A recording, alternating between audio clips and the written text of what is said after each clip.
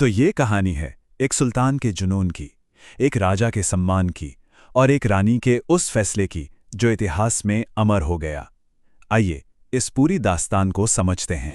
इस कहानी के दिल में ना दो अलग अलग दुनियाओं की टक्कर है।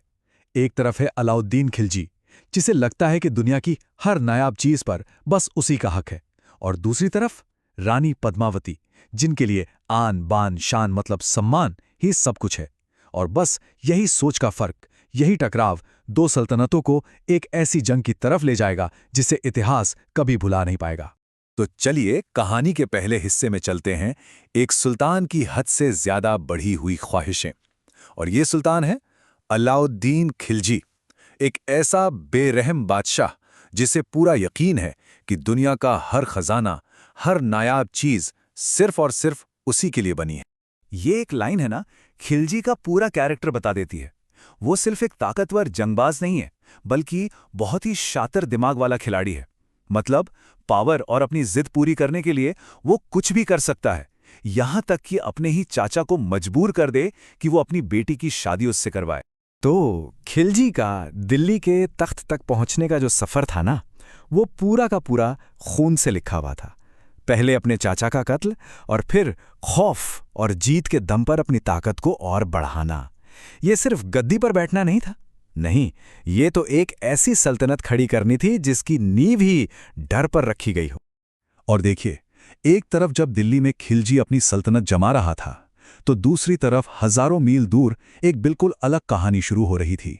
सिंगल में राजकुमारी पद्मावती और राजा रतन सिंह की एक अपनी दुनिया थी जो प्यार और सम्मान से बनी थी।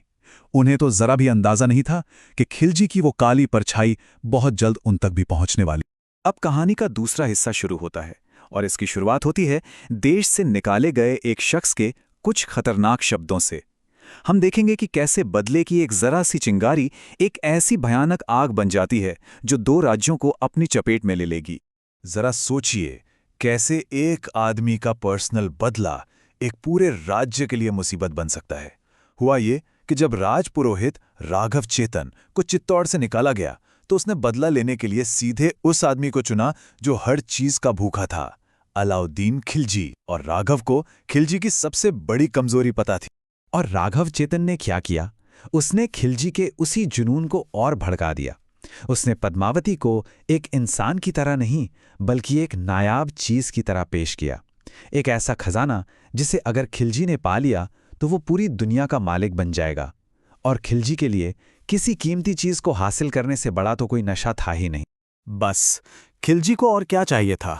वो अपनी पूरी फौज लेकर चित्तौड़ के उस मजबूत किले के दरवाजे पर आ धमका। और यहीं से शुरू होती है असली टक्कर, चित्तौड़ की वो महान घेराबंदी।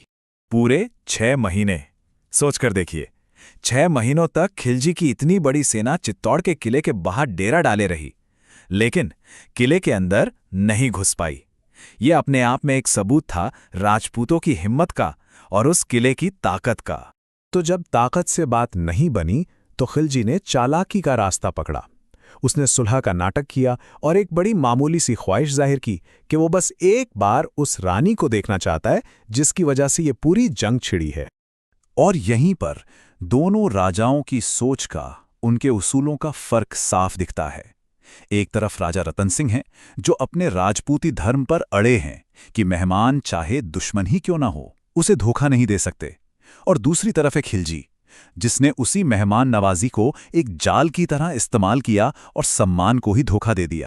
इस धोखे का अंजाम बहुत बुरा हुआ। राजा रतन सिंह को खिलजी ने कैद कर लिया और दिल्ली ले गया, और उनकी रिहाई के बदले में क्या मांगा? रानी पद्मावती। चित्तौड़ पर अब तक का सबसे बड़ा खतरा मंडरा रहा था।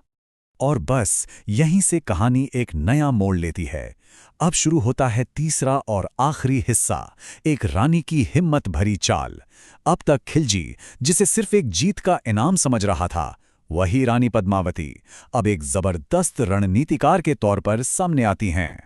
खिलजी को तो लगा कि बस बाजी उसके हाथ में है, लेकिन पद्मावती में कुछ शर्तें रख दी कि वो दिल्ली आएंगी, मगर अपनी 800 दासियों के साथ, और वो सब पालखियों में होंगी।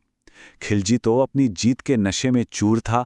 उसने हाँ कर दी, लेकिन उसे जरा भी अंदाजा नहीं था कि ये पद्मावती का असली प्लान था, एक ऐसा प्लान जो पूरी बाजी पलटने वाला था। खिलजी का इंतजार एक बड़े धोखे में बदल गया, क्योंकि उन पालकियों में दासियां नहीं थीं। उनमें छिपे थे चित्तौड़ के सबसे जांबाज योद्धा। ये कोई सरेंडर नहीं था, ये एक रेस्क्यू मिशन था, रानी पद्मावती की ब्रिलियंट प्लानिंग का सबसे बड़ा सबूत। इस धोखे से खिलजी का गुस्सा 7वें आसमान पर पहुंच गया। वो आग बबूला हो गया और अब उसे सिर्फ एक ही चीज चाहिए थी, तबाही। अब हम कहानी के उस आखिरी और सबसे दर्दनाक हिस्से में हैं, जहां जीत और हार के मायने ही बदल जाएंगे। राजपूत शूरवीरों को पता था कि दुश्मन की फौज बहुत बड़ी है और सामने मौत खड़ी है। ये एक तरफा लड़ाई थी, लेकिन वो झुके नहीं। उन्होंने केसरिया पहना और चित्तौड़ की इज्जत के लिए अपनी आखिरी सांस तक लड़ने का फैसला किया। और जब बाहर ये आखिरी लड़ाई लड़ी जा रही थी, तब किले के अंदर वहां की औरतों ने एक ऐसा फैसला लिया जिसकी मिसाल मिलना मुश्किल है। इसे समझने के लिए जौहर को समझना जरूरी है। ये सिर्फ आग में कूदना नहीं था, नहीं, ये अपने सम्मान को, अपनी इज्जत को जिंदगी से भी ऊपर रखने का एक प्रण था। एक फैसला कि दुश्मन की परछाई भी उन पर ना पड़े। और जैसे ही खिलजी की सेना किले के दरवाजे तोड़कर अंदर दाखिल हुई, रानी पद्मावती ने चित्तौड़ की हजारों औरतों के साथ उस धधकती आग में प्रवेश किया। ये हार नहीं थी, ये सम्मान की आखिरी और सबसे बड़ी जीत थी। उनका ये कदम एक बहुत ताकतवर पैगाम था।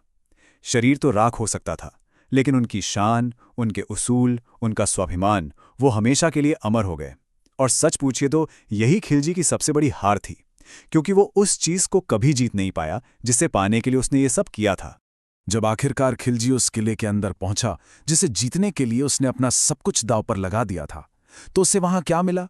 सिर्फ धुआं, राख और उन औरतों की हिम्मत की गूंज। उसने किला तो जीत लिया था, पर वो उस किले की आत्मा को कभी नहीं जीत पाया। और यहीं पर यह कहानी हमें एक आखिरी सवाल के साथ छोड़ जाती है। खिलजी ने किला तो जीत लिया, लेकिन क्या वो सच में ये जंग जीत पाया, या फिर ये पद्मावती और चित्तौड़ के उन लोगों की जीत थी जिन्होंने ये साबित कर दिया कि सम्मान किसी भी सल्तनत से कहीं ज्यादा बड़ा होता है।